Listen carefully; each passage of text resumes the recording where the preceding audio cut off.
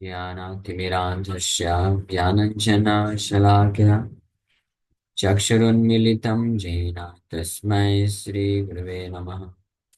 नमः विष्णुपादाय कृष्णप्रेष्ठाय भूतले श्रीमते भक्तिवेदान्त स्वामिन्निति नामिने। नमस्ते सारस्वते देवे गौरवाणी प्रचारिणे निर्विशेष शून्यवादी पाश्चात्यदेशतारिणे नित्यानंद नमस्तुभ्यं प्रेमानंदप्रदायिने कलौ कल्मषनाशाय जानवापतये नमः। नमो महावदन्याय कृष्ण प्रेम प्रदायते कृष्णाय कृष्ण चैतन्य नामने गौरतुसे नमः। जय श्री कृष्ण चैतन्य प्रभु नित्यानंद श्री अद्वैत गदाधर शिवासादि गौर भक्त वृंदा। हरे कृष्णा कृष्ण कृष्ण हरे हरे हरे राम राम राम हरे हरे। हरे कृष्णा। तो आप सभी भक्तों का हार्दिक स्वागत है आज के श्री हरिनाम के ऊपर चर्चा में। हम लोग श्रील भक्तिविनोद ठाकुर द्वारा रचित एक ये आर्टिकल है हरिनाम की महिमा के ऊपर, उसके ऊपर चर्चा कर रहे हैं। तो अभी तक हम लोग श्रवण किए कि बद्ध जो जीवात्मा होते हैं संसार में, उनसे उनके बंधन से मुक्ति के तीन उपाय साधन दिए गए: कर्म, ज्ञान और भक्ति। इसमें से कर्म के द्वारा जीवात्मा जो है और ज्यादा बंधन में फंस जाता है। और उसके बाद ज्ञान कांड हालांकि श्रेष्ठ है कर्म कांड से, और व्यक्ति को देहात बुद्धि से तो फ्री कर देता है, लेकिन वो भी पूरी तरीके से सुंदर या शोभा नहीं बढ़ती उसकी, अगर कोई आत्म साक्षात्कार प्राप्त करने के बाद भगवान की भक्ति योग में अपने आप को लगा नहीं लेता है। श्री नारद मुनि भागवत में ये श्लोक बोल के बोलते हैं, नैष्कर्म्यम अपि अच्युत भाव वर्जितम न शोभते ज्ञानम अलम निरंजनम। नैष्कर्म्य रूप निरंजन ज्ञान ये प्रयत्न अच्युत भाव विहीन ठाके से प्रयत्न तहार शोभा ना है, वो भी शोभा नहीं देता है।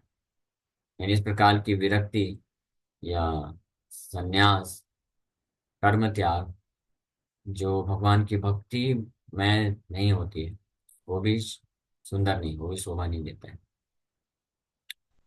आगे बोल रहे हैं, यदि बल तबे की हाय अतएव भागवते कथिता हयाच।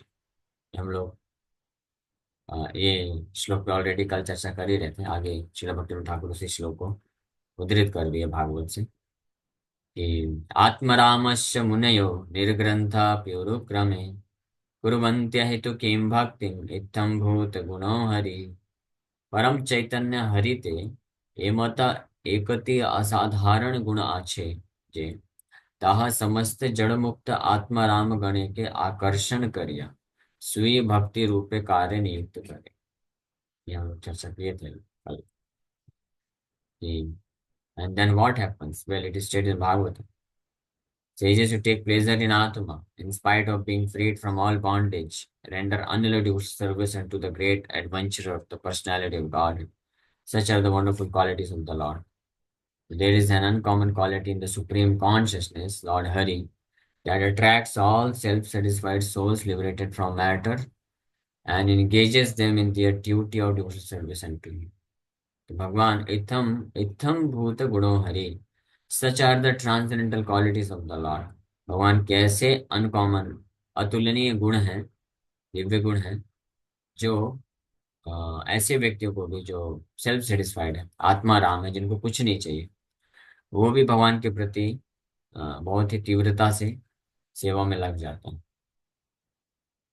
जस्ट लाइक जो विरक्त होते हैं उनको इस भौतिक संसार से किसी वस्तु की आवश्यकता नहीं होती, वो तृष्णा हैंकरिंग नहीं होती उनको कुछ यहाँ से प्राप्त करने संसार से, ना तो धन संपत्ति में, ना तो नेम फेम में, फॉलोवर्स में, ये सब वो नहीं चाहते, इंटरेस्ट नहीं। लेकिन ऐसे विरक्त जो मुक्त पुरुष भी होते हैं, भगवान हरि के गुणों से प्रभावित होने के कारण उनकी सेवा के लिए सारी चीजों को बहुत तत्परता से स्वीकार भी कर सकते। That is the quality of the supreme Lord Hari. Srila Prabhupada इसमें वर्णन करते हैं। नेक्स्ट आगे बढ़े। अतएव कर्म सदवकाश प्रदान पूर्वक एवं ज्ञान सुखी निष्कर्म स्वरूप परित्याग पूर्वक यखन भक्ति साधन कराइते नियुक्त है। तखनाई कर्म ओ ज्ञान के साधनांग बला जाय। बोले आगे। अतएव therefore इसलिए therefore and karma and jnana can be said to be aspects of spiritual practice only when karma provides an opportunity for spiritual cultivation and when jnana abandons its nature of inactivity and when they are then engaged to cause the spiritual practice of bhakti। इसीलिए कर्म और ज्ञान को केवल तभी आध्यात्मिक कार्य या साधन या धर्म का कार्य बोला जा सकता है जब कर्म के माध्यम से व्यक्ति को भगवान कृष्ण का सेवा में आगे बढ़ने का अपॉर्चुनिटी मिले। स्पिरिचुअल कल्टीवेशन यानी आध्यात्मिक उन्नति करने का जो है सुअवसर प्राप्त। आध्यात्मिक स्पिरिचुअल कल्टीवेशन मतलब भौतिक संसार के प्रति विरक्ति आसक्ति खत्म होना और भगवान के प्रति सेवा का भाव विकसित होना। ये कर्म या कर्म कांड रेफर करता है। कर्म का अर्थ होता है कि कुछ व्यक्ति कुछ कार्य पुण्य कार्य करके भौतिक लाभ प्राप्त करता है, तो वो कर्म जो है यूजलेस हो जाता है। वो धर्म नहीं कहलाता है, आध्यात्मिक कार्य वो आध्यात्मिक नहीं रह जाता है अगर कोई इस प्रकार के कर्मों को करके जो फल प्राप्त किया है उस फल को खुद भोग करने में इस्तेमाल करता है। लेकिन अगर कोई कर्म कुछ किया है, उसका जो फल प्राप्त हुआ है उस फल को अगर भगवान के सेवा में आगे बढ़ने के लिए इस्तेमाल कर लेता है तो ही उसको फिर केवल जो है आध्यात्मिक बोला जा सकता है। और इस प्रकार के कर्म कांड को ये वास्तव में कर्म योग हो जाता है। तो कर्म कांड और कर्म योग में यही विशेष अंतर है। हाँ, एक्टिविटी में भी द सेम, कार्य सेम हो सकता है, लेकिन कर्म कांड का अर्थ होता है कि पुण्य कर्म करके व्यक्ति जो फल मिलता है उसको खुद भोग करना चाहता है या फल को अपने सेंस एंजॉयमेंट करने के लिए इच्छा रख के वो फल को प्राप्त करने की इच्छा से इस प्रकार के धर्म के कार्य करता है, तो वो जो है यूजलेस हो जाता है। लेकिन अगर कोई व्यक्ति किसी प्रकार का कर्म किया, धार्मिक कार्य किया और उसका जो फल मिला वो कृष्ण के सेवा के लिए इस्तेमाल करता है, तो ही वो फिर कर्मयोग बन जाता है। वो उसी को कर्मयोग बोलते हैं। कर्मयोग क्या है? भक्ति योग ही है। भक्ति योग का प्रारंभिक अवस्था को कर्मयोग बोला जाता है। उसी प्रकार से जो ज्ञान योग है, ज्ञान कांड ज्ञान योग कब बन जाता है? ज्ञान कांड इज यूजलेस। कब तक यूजलेस है? अगर उसके माध्यम से कोई व्यक्ति इनएक्टिव हो जाता है। इनएक्टिव मतलब ये सोचता है कि मैं हमारा कोई अस्तित्व नहीं है, हम निराकार हैं, सब कोई निराकार है, ब्रह्म में जाके विलीन हो जाना है, तो वो निरर्थक हो जाता है। लेकिन अगर ज्ञान कांड के द्वारा कोई ये समझ जाता है कि हम इस भौतिक संसार के नहीं, भौतिक ना इति भौतिक जगत के हम कुछ भी नहीं, ये शरीर नहीं है, मन नहीं है, बुद्धि नहीं है, भौतिक तत्व नहीं है, ये जान करके अपने आप को अलग समझने लग जाता है कि मैं एक आत्मा हूँ और परम ब्रह्म परम भगवान का अंश हूँ और मुझे उनके सेवा में लगना चाहिए।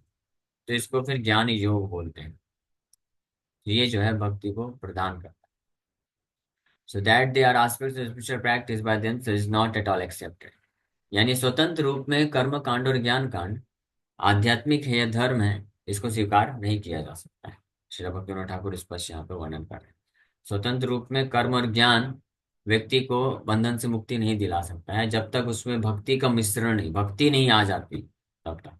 लेकिन भक्ति जो है स्वतंत्र है, भक्ति के लिए कर्म और ज्ञान का आवश्यकता नहीं। ये भी चीज इसीलिए श्री रूप गोस्वामी बोलते हैं अन्याभिलाषिता शून्यम ज्ञान कर्मादि अनावृता। ज्ञान और कर्म से अनावृत होना चाहिए, ढका नहीं रहना चाहिए। ज्ञान कर्म आदि शून्य नहीं बोला गया है, ये शून्य करने की जरूरत नहीं है। ज्ञान और कर्म है किसी के पास ये फैसिलिटी, तो उसको भक्ति की सेवा में लगा सकता है, लेकिन भक्ति को आवृत नहीं करना चाहिए। यानी भक्ति की पोजीशन को डिमिनिश नहीं करना चाहिए, भक्ति को रिप्लेस कर दिए और ज्ञान और कर्म को ही मेन लक्ष्य बना करके कर रहे हैं ताकि या तो भौतिक भोग मिले संसार में या मोक्ष मिले, देन दैट इज यूजलेस और वो जो है आध्यात्मिक नहीं कहलाता है। लेकिन अनावृत मतलब कि ज्ञान और कर्म सहायक हो सकते हैं। इसमें भक्ति की सेवा के कारण भक्ति जो है वो भक्ति देवी है, सी इज मिस्ट्रेस, मालकिन बोलते हैं। और बाकी जितने भी एस्पेक्ट है धर्म के, कर्म है, ज्ञान है, योग है, और जितने प्रकार के साधन है कर्म और ज्ञान के अंदर, ये सब उनके दास दासी के रूप में अगर कार्य करते हैं तो वो धार्मिक कहलाता है, स्पिरिचुअल प्रैक्टिस कहलाता है। लेकिन they by themselves are not accepted in any way as constituting aspects of spiritual practice. Therefore, bhakti alone has been stated to be the spiritual practice. Sometimes karma and jnana, when under the shelter of bhakti, are spiritual practices, but bhakti is naturally a spiritual practice, as stated in the 11th canto of Srimad Bhagavatam. 11वें स्कंद भगवान को जिसको बोलते हैं।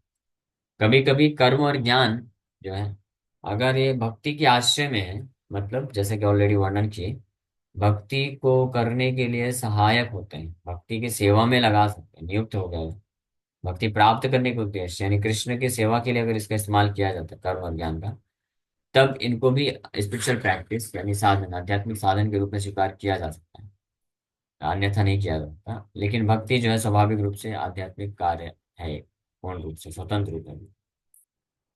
ये यहाँ पे बताएगा, अतएव कर्म सदवकाश प्रदान पूर्वक एवं ज्ञान शून्य, सदवकाश प्रदान पूर्वक provides an opportunity for spiritual cultivation, एवं ज्ञान सुई निष्कर्म स्वरूप परित्याग पूर्वक यखन भक्ति साधन करायते नियुक्त है, तो तखन ही कर्म और ज्ञान के साधन अंग बला जाए, तभी कर्म और ज्ञान को साधन का अंग बोल सकता है। कब? जब भक्ति के कल्टीवेशन के लिए ये मददगार, अन्यथा नहीं बोला। तहाँ देर निजेर कौन साधन अंगता स्वीकृत है नाई, निजेर अपने आप में ये साधन के अंग नहीं कहलाते हैं।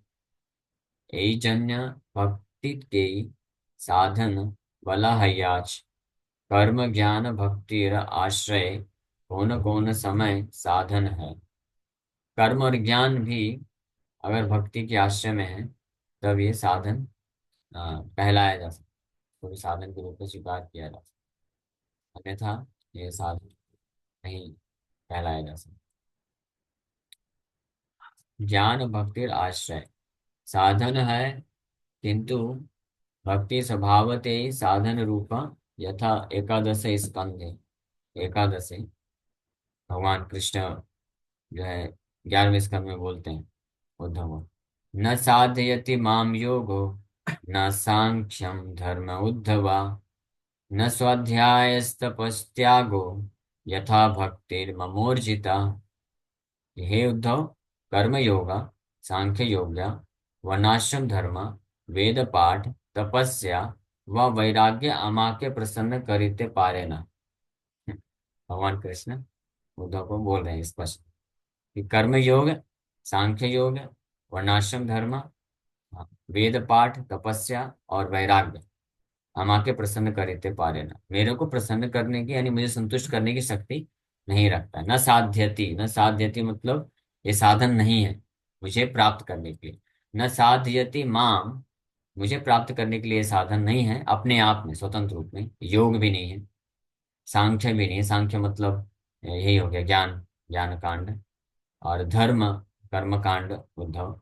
न स्वाध्याय, स्वाध्याय करना, वेद पाठ जो कि ज्ञान कांड के अंतर्गत ही आता है, तपस्या भी उसी के अंतर्गत आता है, त्यागो भी उसी के अंतर्गत, यथा भक्ति मोचते हैं, किंतु तीव्र भक्ति केवल अमा के प्रसन्न करिते पार।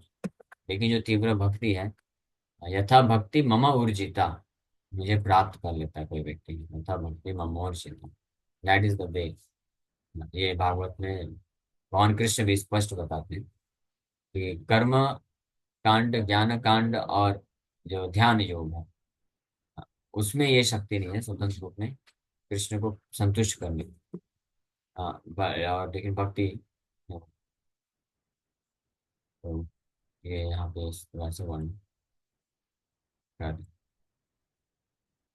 इसमें और भी श्री जीव गोस्वामी प्रभु टीका लिखे हैं, इसी चीज को प्रमाणित करते हैं। इसलिए भागवत में स्पष्ट ये रिकमेंड किए हैं सुखदेव गोस्वामी, तीव्रेण भक्ति योगेन यजेत पुरुषम परम, तीव्रेण भक्ति योगेन। अकामो सर्व कामो वा मोक्ष काम उदारधि तीव्रेण भक्ति योगेन यजेत परमं पुरुषं परम। अकामो मतलब किसी के हृदय में कोई कामना नहीं। वो कौन होते हैं? भक्त होते हैं, जो शुद्ध भक्त हैं। कोई कामना नहीं, इस संसार में भोग करने की कामना भी नहीं है, और ना ही संसार से मुक्ति की कामना। विरक्ति और भोग, भोग और त्याग दोनों की कामना से जो मुक्त होते हैं। जो भोग करते हैं वो भी काम ही है, काम ही बोला गया उनको भी। और जो त्याग करना चाहते हैं वो भी काम ही है, दे आर ऑल्सो लस्टी। क्यों? बिकॉज वो इसलिए त्याग करना चाहते हैं क्योंकि संसार में भोग करके दुख मिलता है। तो ये दोनों से जो मुक्त होते हैं उनको अकामी बोला जाता है। नो, नो कामना, नो लस्ट एट ऑल, तो वो भक्त होते हैं। तो अकामी सर्वकामी, चाहे कोई अकामी हो यानी शुद्ध भक्त है, ये सर्वकामी मतलब बहुत सारी भौतिक इच्छाएं हो, सर्वकामी हो। अकामी सर्वकाम व मोक्ष काम उदारति, और चाहे कोई मोक्ष कामना रखता हो, इस संसार से मुक्ति प्राप्त करना चाहता हो। ये तीनों कैटेगरी के लिए रिकमेंड क्या किया गया है? तीव्रेन भक्ति योगेन यजेत पुरुषं परम। तीव्रता के साथ भक्ति योग में लगना चाहिए और भगवान परम पुरुष का सेवा करना चाहिए, यजन, पूजा करना। तो ऐसा नहीं है कि जिनको, जो सर्वकामी हैं, हाँ, उनको रिकमेंड किया गया है कि आप ठीक है कर्म कांड करिए, या जो मोक्ष कामी है आप ज्ञान कांड करिए। नहीं, रिकमेंडेशन यही है कि कर्म कांड और ज्ञान कांड को पूरी तरह से त्याग देना चाहिए। अगर किसी को भौतिक कामना भी है, भौतिक इच्छा भी पूर्ति करना चाहता है ना, तो उसको वो कर्म कांड करने की आवश्यकता नहीं है। जैसे हम लोग 2 दिन पहले चर्चा कर रहे थे, स्वर्ग जाना, किसी की बहुत इच्छा है कि नहीं मुझे तो देवता बनना है, स्वर्ग का जो आनंद है, सुख है, वो प्राप्त करना है। तो उसके लिए क्या चाहिए? फिर कर्मकांड में यज्ञ बताया गया कि ऐसा ऐसा यज्ञ करो, आपको देवता बन जाओगे, सोमरस पीने को मिलेगा, और बहुत सारी अप्सराएं मिल जाएंगी, इंद्र भी बन सकते हो, ऐसे यज्ञ करो। तो लेकिन सुखदेव गोस्वामी बोलते हैं कि अगर किसी को स्वर्ग भी जाना है, देवता भी बनना है, और इस संसार भौतिक सुख को प्राप्त करने की इच्छा है, तो भी कर्मकांड करने की आवश्यकता नहीं। यजेद पुरुषम परम, वो परम पुरुष भगवान कृष्ण का ही यजन करना चाहिए, भक्ति करना चाहिए, सेवा करना चाहिए। उनकी कृपा से दो कार्य होगा, या तो उनका सेवा में कोई ऐसा सर्वकामी व्यक्ति है, यानी बहुत सारी भौतिक इच्छाएं हैं, बहुत कुछ सुख प्राप्त करना चाहता है, वो ऐसे परम पुरुष भगवान कृष्ण का अगर सेवा करता है, भक्ति करता है, तो या तो उसकी सारी इच्छाएं शुद्ध हो जाएंगी, शुद्ध भक्त बन जाएगा और वैकुंठ चला जाएगा। और या अगर वो डिटरमाइंड है कि नहीं नहीं, मुझे अभी ये कामनाओं को नष्ट नहीं करना है, शुद्ध नहीं करना है, मुझे भौतिक इच्छा पूर्ति करना है, तो भगवान इतने दयालु हैं कि उसको फिर क्या देते हैं? स्वर्ग प्रदान करते हैं, भक्ति के कार्य को करने मात्र से। अलग से उसको यज्ञ करके कर्मकांड करके पुण्य अर्जन नहीं करना पड़ता है। भक्ति के कार्य से ऑटोमेटिकली वो पुण्य प्राप्त हो जाता है व्यक्ति को, जो कर्म कांड करने से पुण्य प्राप्त होता है। तो उसको वही डेस्टिनेशन मिल जाएगा स्वर्ग में, लेकिन उसको फायदा क्या होगा? क्योंकि भक्ति का कार्य किया है, तो भगवान के प्रति भक्ति सुकृति भी जनरे उसके पास संचित रहेगी, और जैसे स्वर्ग से वापस आएगा तो फिर भक्तों के संग में भक्ति आगे बढ़ा सकता है। लेकिन वही कर्म कांड करके अगर कोई स्वर्ग जाता है, तो उसकी गारंटी नहीं है कि उसको वापस से जब आएगा तो ये भगवान की भक्ति भक्ति का संग मिल सके या भक्ति मार्ग में आगे बढ़ सके। और इसी प्रकार से दूसरा, अगर कोई मोक्ष कामी है, मोक्ष कामी मतलब कि वो मुक्ति चाहता है, ब्रह्म ब्रह्म मुक्ति चाहता है, तो उसके लिए भी ज्ञान कांड में जाने की आवश्यकता नहीं। वो अगर भगवान कृष्ण की केवल भक्ति करेगा ना, भले ही उसको भगवान कृष्ण का दास नहीं बनना है, वैकुंठ नहीं जाना है, पार्षद नहीं बनना है, लेकिन भगवान के भक्ति योग में यजेद पुरुषम परम, उनका यजन करेगा, तो भगवान उसकी भी इच्छा पूर्ति करेंगे। अगर वो चाहता है कि मैं भगवान के जाके सायुज्य मुक्ति, भगवान में जाके विलीन हो जाऊं, मोक्ष प्राप्त करूं, तो भगवान उसको मोक्ष भी प्रदान कर देंगे। भगवान इतने दयालु हैं। तो उसको अलग से ज्ञान कांड करने, इतना तपस्या करने की आवश्यकता नहीं है कि हजारों वर्षों तक ज्ञान कांड के माध्यम से पहले ये समझे कि मैं शरीर नहीं हूँ, ब्रह्म में आऊं, और उसको साक्षात्कार प्राप्त करें, ये आवश्यकता नहीं। तो फिर प्रश्न उठेगा, फिर ये कर्म और ज्ञान के मार्ग बनाए क्यों गए हैं शास्त्रों में, अगर इसका जरूरत ही नहीं है? इसको रिजेक्ट ही करने के लिए बोल रहे हैं। सुखदेव गोस्वामी तो स्पष्ट भागवत में बोल दिए कि चाहे कोई अकामी है यानी भक्त लोग हैं, तो जनरली लोग ऐसा समझते हैं कि जो भक्त लोग हैं उनके लिए भक्ति योग है, जो सर्वकामी, जिनको कामनाएं इस संसार में चाहिए, तो उनके लिए कर्मकांड है, यज्ञ विधि व्रत तपस्या कर लेंगे। और जो मोक्ष कामी है, मोक्ष चाहते हैं, उनके लिए ज्ञान कांड बताए बनाए गए। लेकिन एक मिसअंडरस्टैंडिंग, ये नहीं है वास्तविकता। अगर ऐसा होता तो सुखदेव गोस्वामी ऐसे क्यों बोलते हैं कि सर्वकामी मोक्षकामी और अकामी सबको भगवान परम पुरुष का सेवा करना चाहिए, भक्ति करना चाहिए और किसी मार्ग में भटकना नहीं चाहिए। हाँ, तो स्पष्ट इससे पता चलता है कि इसका जरूरत नहीं है। लेकिन फिर क्यों बनाया गया है? वो इसलिए बनाया गया है, ऐसे लोगों के लिए बनाया गया है जो परम पुरुष भगवान का भक्ति योग नहीं ले सकते, करना ही नहीं चाहते। Those who can not at all except the supreme personality of God, Krishna का जो भक्ति या पूजा कर ही नहीं सकते हैं, तो उनके लिए फिर ठीक है, आप ये लो, दूसरा मेथड, इनडायरेक्ट मेथड आपको देते हैं, ये आप करके ट्राई करो, आपकी इच्छाओं की पूर्ति करो। और फिर धीरे धीरे अगर किसी वैष्णव का संग मिलता है और वो अगर भगवान कृष्ण को स्वीकार कर लिया कि भगवान कृष्ण परम भगवान है, तो वो इस मार्ग में कहीं पे भी स्थित क्यों ना हो, अगर सर्वकामी भी है तब भी वो उस मार्ग को, इनडायरेक्ट पाथ को छोड़ करके डायरेक्ट भगवान कृष्ण की भक्ति ले सकता है। उसको जरूरत नहीं है कि अपने आप को सारी कामनाओं से मुक्त होने के बाद ही मैं भगवान कृष्ण की भक्ति लूं। सारी कामनाएं भरी हैं, फिर भी वो अन्य मार्गों को छोड़ करके इमीडिएटली आ सकता है। To be very practical, practical आपको बात बताते हैं कि जैसे इस संसार में हम लोग भगवान कृष्ण के बारे में जानने के पूर्व, भक्तों के संग में आने के पूर्व, हम सबकी अपनी अपनी कुछ कुछ इच्छाएं होती हैं। उन इच्छाओं को पूर्ति करने के लिए हम क्या करते हैं? अलग अलग प्रकार का आश्रय लेते हैं, मार्ग को स्वीकार करते हैं।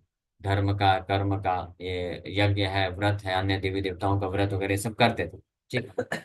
और या ये तो धर्म के तरीके से हो, या भौतिक तरीके से कोई अपना बिजनेस करता है, कोई जॉब करता है और ये सब पढ़ाई लिखाई करके खूब पैसे कमाना चाहता है। तो ये दो दो अलग अलग तरीके से लोग अपनी इच्छाओं की पूर्ति करने का प्रयास करते हैं। लेकिन अगर जीवन जीते हुए भगवान की कृपा से अगर वैष्णव का संग मिल गया, और वैष्णव के संग के प्रभाव से हमने उनको स्वीकार कर लिया कि हाँ कृष्ण भगवान परम भगवान है, उनका मुझे पूजा करना चाहिए, सेवा करना चाहिए, भक्ति करना चाहिए, ये अगर कन्विंस हो गए, ये जो स्वीकार कर लिया, तो उनको अगर इस संसार का कुछ भी नहीं चाहिए तो भी पूर्ण रूप से समर्पित करके कृष्ण का भक्ति करना चाहिए। अगर किसी को लगता है कि नहीं नहीं प्रभु जी, हम अभी तो पूरी तरह से भौतिक संसार को नहीं त्यागना चाहते हैं, यहाँ पे भी हमको कुछ सुख चाहिए, तो इसलिए हमको ये अलग चीजें भी करनी पड़ेगी, ऐसा जरूरत नहीं है। आप अन्य चीजों को छोड़ करके भगवान कृष्ण को डायरेक्ट जो है पूजा कर सकते हैं, सेवा कर सकते हैं, केवल उन्हीं को। भगवान कृष्ण की कृपा से आपको भौतिक सुख भी मिल जाएगा, क्योंकि अल्टीमेटली देखा जाए जो जितने भी अलग अलग अलग अन्य मार्ग बनाए गए हैं, ये सब स्वतंत्र नहीं है। ये सब तो भगवान कृष्ण के द्वारा ही बनाए जा रहे हैं ना। तो अगर वो उनके लिए बनाए जा रहे हैं जो कृष्ण को स्वीकार नहीं कर सकते, तो अगर भगवान को कोई स्वीकार कर लेता है, तो उसको अन्य फिर इनडायरेक्ट वे का जरूरत नहीं है। हाँ, जैसे एक जैसे कोई बहुत बड़ा पिता है, उसकी बहुत बड़ा बिजनेस है, धंधा है, खूब पैसे हैं उसके पास। तो उसके कुछ दो चार बच्चे हैं मान लीजिए। तो एक एक बच्चा तो ऐसा है, एक लड़का तो ऐसा है जिसको पिताजी से कुछ चाहिए नहीं, वो बस उनका सेवा करना चाहता है, सहयोग करना चाहता है कि आप मुझे बताइए क्या करना है, मैं आपको सहयोग करूंगा, बिजनेस आगे बढ़ाऊंगा। क्योंकि उसको मालूम है मुझे जो जरूरत पड़ेगी पिताजी देंगे ही, मुझे अपना अलग से अकाउंट क्यों खुलवाने का, कि मेरे को 1.5 लाख रुपए सैलरी डालो पहले। ऐसे जरूरत नहीं है, उसको जो जरूरत होगी पिताजी जानते हैं खुद ही प्रोवाइड करेंगे, और उसको मांगने का भी जरूरत नहीं। तो वो तो फर्स्ट क्लास बच्चा हो गया, अकामी, पूरी तरह से शुद्ध भक्त बोल सकते हैं इस कैटेगरी में। तो वो भी पिताजी के आश्रय में रहना चाहिए। फिर कोई दूसरा बच्चा है जो चाहता है कि नहीं नहीं, मुझे कुछ मेरा जो है पॉकेट मनी मिलना चाहिए, महीने का आप जो है 1 लाख रुपए दोगे तो मैं करूंगा। तो पिताजी बोलेंगे ठीक है, दैट्स ऑल राइट, ठीक है तुम मेरे साथ ही रहो, मैं तुमको कंपनी का एक एक डिपार्टमेंट का मैनेजर बना देता हूँ, तुम्हारे अकाउंट में सैलरी आ जाया करेगा, अन्य कहीं जाने की जरूरत नहीं। हाँ। फिर तीसरा बच्चा जो बोलता है नहीं नहीं, मैं अपने बाप को स्वीकार ही नहीं करूंगा, मुझे नहीं मानना है। तो फिर उसके लिए पिताजी तो बहुत दयालु हैं, तो पिताजी उसके लिए क्या करेंगे? उसी कंपनी का जो एक उनका जो एम्प्लॉय है या कोई अच्छा मैनेजर है, तो उसको बोलेंगे कि तुम एक काम करो, एक ऐसी वैकेंसी निकालो, और उसमें ये जो मेरा नालायक बेटा है जो मुझे स्वीकार नहीं करना चाहता है, उसको भी इनवाइट कर दो, उसको जॉब में रखो, अपने अंडर में रखो, मेरे से उससे कोई लेना देना नहीं है। उसको अपने अपने जॉब में अंडर में रखो, उसको सिखाओ और उससे काम लो, और उसको सैलरी दो, तुम ही दो। तो वो लोग वो तैयार हो जाता है, ठीक है मैं इसके अंडर में रह के कर लूँ। तो लेकिन अगर किसी कारणवश मान लीजिए वो मैनेजर है, तो उसने उस बच्चे को समझाया, बताया कि भाई पिताजी हैं वो तुम्हारे, हमारे सबके बाप हैं, मालिक हैं, तो हम लोग भी उनके अंडर में काम कर रहे हैं, तो तुम भी स्वीकार कर लो, है ना, तुमको पैसा ही चाहिए ना, तो पैसा मिलेगा। तुम यही से जैसे काम कर रहे हो वैसे ही करते रहो, बस उनको स्वीकार कर लो, जाओ पिताजी को बोलो पिताजी ठीक है गलती हो गई, अब मैं आपके साथ ही रहूंगा, बस मुझे थोड़ी मेरी इच्छाएं हैं तो वो पूर्ति करते रहना। पिताजी बोले मैं तो पहले से तैयार था, सारी इच्छा तुम्हारी पूर्ति करूंगा, है ना। तो फिर खुश हो गया। तो यही यही काम होता है, यही कार्य होता है देवी देवताओं का। देवी देवता वो ऐसे मैनेजर हैं भगवान कृष्ण के अंडर में, जो उन लोगों को जो भगवान भगवान नारायण भगवान कृष्ण के विमुख हो जाते हैं, तो उनको अपने आश्रम में लेकर के कर्म कांड विधि के द्वारा धीरे धीरे उनको जब शुद्ध होते हैं, तो वो फिर भगवान की तरफ डायरेक्ट करते हैं, है ना। तो भगवान के पास आने से ऐसा नहीं है कि भगवान कृष्ण का आश्रय लेना है तो भौतिक कामनाओं से मुक्त होना ही पड़ेगा तभी लेना है। भौतिक कामनाएं भी हैं तब भी आ जाइए, केवल कृष्ण का भजन करिए और अन्य कोई व्रत ये सब करने की जरूरत नहीं है। तो मैनेजर फिर बोल देगा उस तीसरे लड़के को, बोलेगा ठीक है, तुम अब डायरेक्ट जो है अगर स्वीकार कर लिया ना कि तुम्हारा बाप है, कंपनी का मालिक है, तुम उसके साथ तो जाओ उनके साथ ही सेवा करो, ये छोड़ो, है ना। उनके साथ वो जैसा बोलते हैं वैसा करो और तुम्हारे अकाउंट में सैलरी दे देंगे। कन्विंस हो गया तो इधर आ सकता है डायरेक्ट, उसको फिर अननेसेसरी इधर नॉर्मल बाहर जैसे एम्प्लॉय की तरह कार्य करने की जरूरत नहीं है फिर। तो ये श्रेष्ठ स्थिति हुई। उसी प्रकार से अकामो, सर्व कामो या मोक्ष कामो, तीनों स्थिति में भगवान परम पुरुष का जो है आश्रय लेना चाहिए। अन्य किसी मार्ग में भटकने की जरूरत नहीं है, जाने की जरूरत नहीं है। हमको पूर्ण विश्वास होना चाहिए। तो अगर जिसको विश्वास है कि भगवान कृष्ण परम भगवान है, नारायण भगवान परम भगवान है, तो उनके आश्रय लेने से सब कुछ हो सकता है। तो फिर वो अन्य सारी चीजों को त्याग के केवल कृष्ण के आश्रय में रहते हैं। और भगवान कृष्ण की कृपा से उनको सारी जो भौतिक इच्छाएं भी होती हैं वो भी पूर्ति होती हैं। और धीरे धीरे वो, क्योंकि भगवान कृष्ण के डायरेक्ट आश्रय में रहते हैं, तो वो हृदय शुद्ध हो जाता है। जस्ट लाइक वो जो तीसरा लड़का था, तो वो विमुख चला गया था, लेकिन जब वापस से वो कन्विंस होता है, वापस से अपने पिता के आश्रम में आकर के बिजनेस में सपोर्ट करता है, तो पिताजी उसको सैलरी देते रहेंगे। कुछ समय बाद वो जान जाएगा कि अरे मैं क्यों ये फालतू सैलरी डिमांड कर रहा हूँ। अरे हमारे बाप हमारे पिताजी हैं, हमारा पूरी तरह से टेक केयर करेंगे, तो मुझे बस निस्वार्थ भाव से उनका सेवा करते रहना चाहिए। जो जरूरत होगी सब कुछ देंगे, पूरा कंपनी ही तो अपना ही है।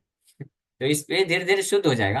वो भी वो जो फर्स्ट क्लास जो पहला लड़का है उसके जैसे वो भी बन जाएगा, है ना। तो ये प्रोसेस है। इसीलिए कर्म और ज्ञान का आवश्यकता नहीं है।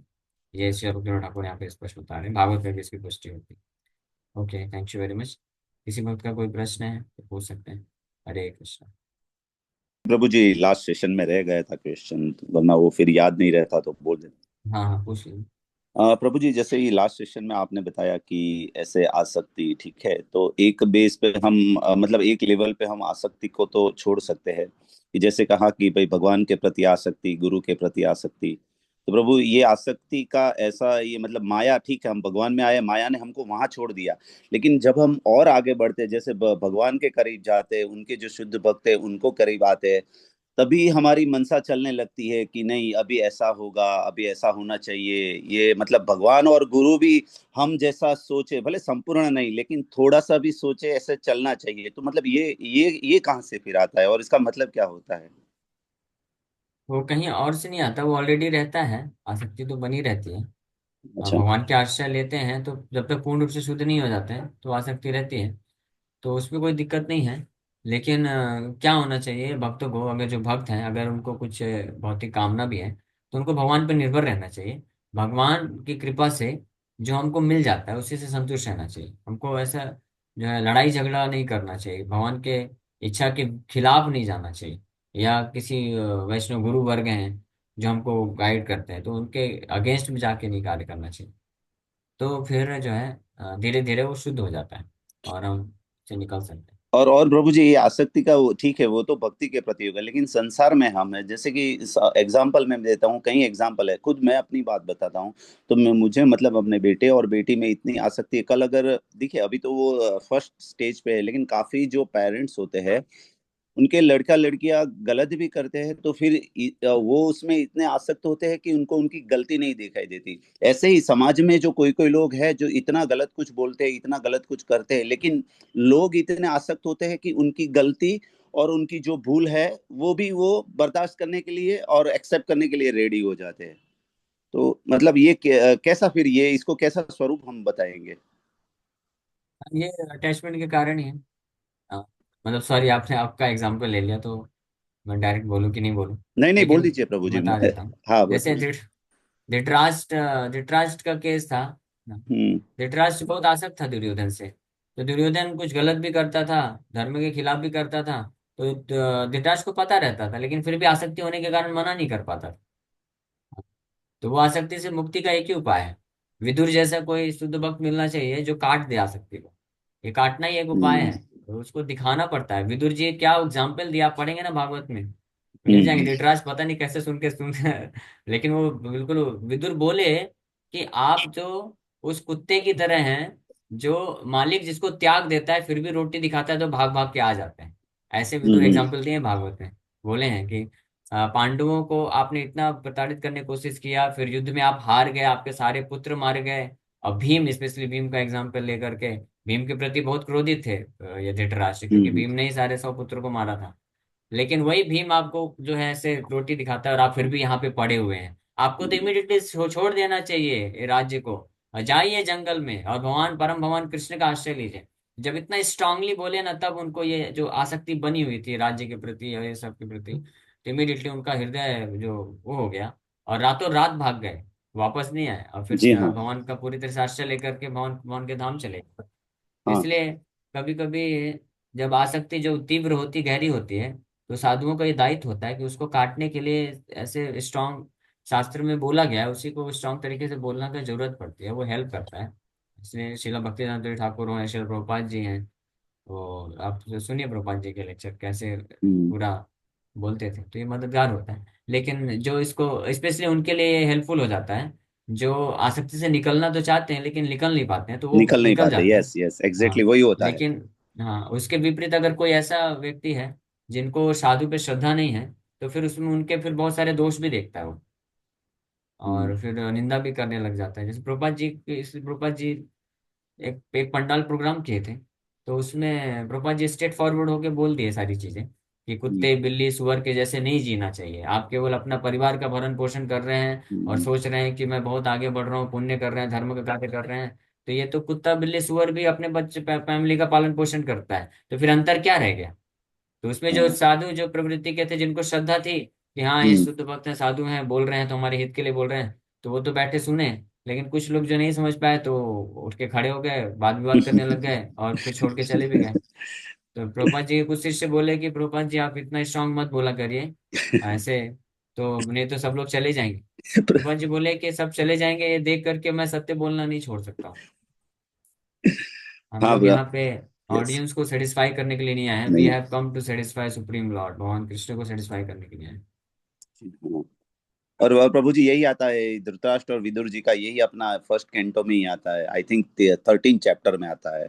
यस यस, हाँ, फर्स्ट कैंटो में हाँ आप। सर। हरे कृष्णा प्रभु जी, thank you so okay, much. Hare Krishna. Okay, और कोई प्रश्न है किसी को?